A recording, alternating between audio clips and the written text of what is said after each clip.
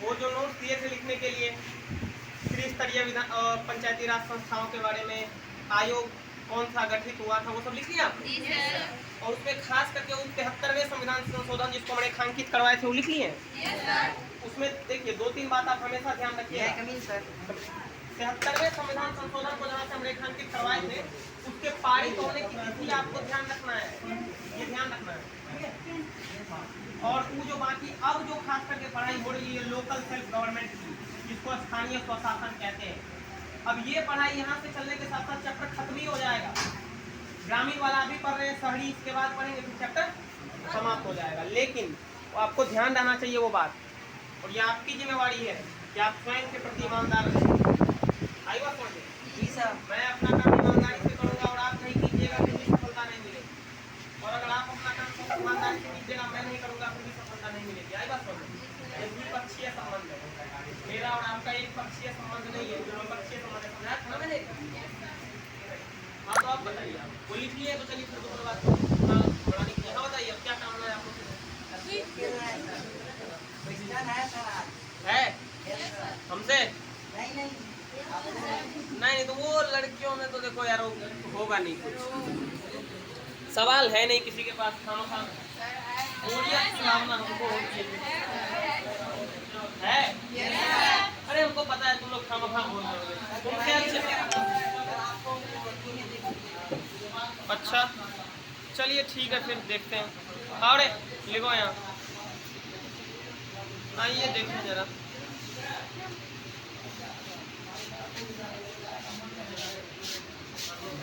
यार रुक जाइए, देखिए आज आईएएस के बारे में बताएं इससे अच्छा इसमें है दिलचस्पी। चलिए फिर ये क्विज से अच्छा है क्योंकि देखो तुम लोगों पे हमको भरोसा है नहीं, ठीक है? चलिए तो आज हम सबसे पहले तब वो आईएएस की बात करते हैं, ठीक है?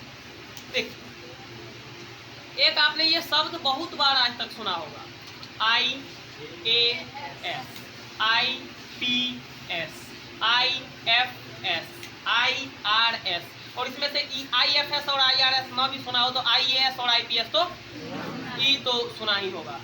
बचपन में क्या होता है देखिए, जब चौथी में बच्चा होता है ना हमारे इधर, मतलब 4-5 साल का बच्चा 2 से 20 तक का टेबल सुना दे तो माँ क्या कहते हैं, मेरा ही बेटा बहुत समझदार है, जरूर IAS बनेगा। सुना ही बात? क्योंकि ये सारी बेवकूफियां हैं, इस पे भरोसा मत कीजिए। वो चौथी में 20 तक का टेबल ढेरी सुनाता है।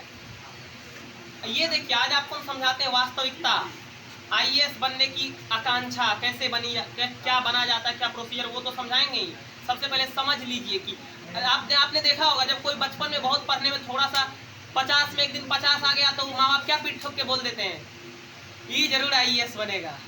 ये सुना है ना? ये कई बार एक ऐसे हम देखे 5 साल का बच्चा था, आई बात समझ में, 5 साल का, सिर्फ 5 साल का, 5 साल का बच्चा था। और 5 साल का बच्चा था तो एक दिन वो 2 से 20 तक का टेबल सुना दिया। 2 से 20 तक का टेबल सुना दिया तो जानते हो माँ बाप क्या बोले, कि पक्का IAS बनेगा। बताओ, ऐसे 2 से 20 तक का टेबल सुना के लोग हमारे देश में IAS बनने की गारंटी दे देते हैं। बेवकूफियां हैं ये सब, याद रखिए, दिमाग से निकाल दीजिए इन कचरों को। और ये भी बेवकूफ़ी है जिसके 99% आते हैं 10th में, जिसके 12th में 99% आते हैं वही IAS बनता है ना। ये सारी बेवकूफियां हैं। सबसे पहले देखिए समझ लीजिए एक बार, बहुत लोग सबसे पहले तो उनको क्या पूछते हैं जानते हैं आप, सैलरी कितनी मिलती है। तो एक बात देखिए, वास्तव में जो ये IAS का पोस्ट है पैसा कमाने के लिए नहीं है, वो सैलरी उतनी ही मिलती है जितना अभी सुमन सर भी कमा रहे हैं। आश्चर्य लगा ना सुन के। IAS की एक IAS ऑफिसर की स्टार्टिंग सैलरी कितनी होती होगी, 55-60 हज़ार रुपये होती है स्टार्टिंग सैलरी। हाँ उसकी और सुविधाएं बहुत होती है, गाड़ी, ड्राइवर, नौकर चाकर, बॉडीगार्ड, वो अलग होती है, लेकिन सैलरी की अगर बात करें तो IAS की स्टार्टिंग सैलरी इतनी ही होती है, 60-65 हज़ार बस।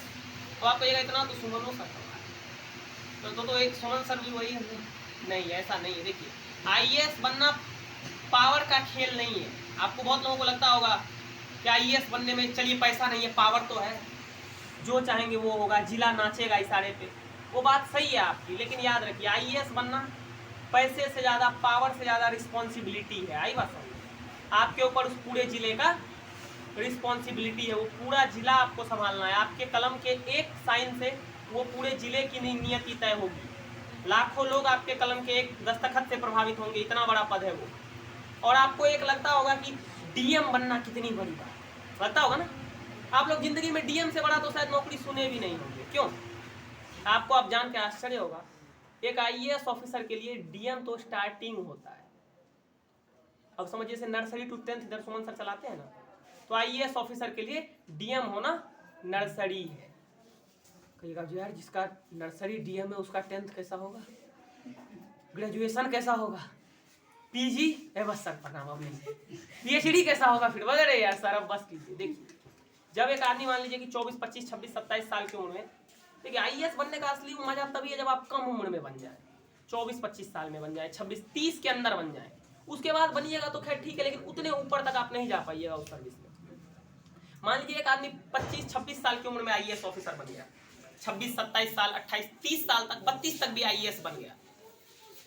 तो आईएएस बनने के बाद वो जो ज्वाइन करेगा जिस दिन, वो ज्वाइन करेगा कैसे, एक एसडीएम के तौर पर। एसडीएम के बाद उसका प्रमोशन हो जाएगा एक ही साल बाद डिस्ट्रिक्ट मैजिस्ट्रेट, जिसको आप लोग डीएम कहते हैं, उसके तौर पर। डीएम के बाद उसका प्रमोशन हो जाएगा कमिश्नर के तौर पर।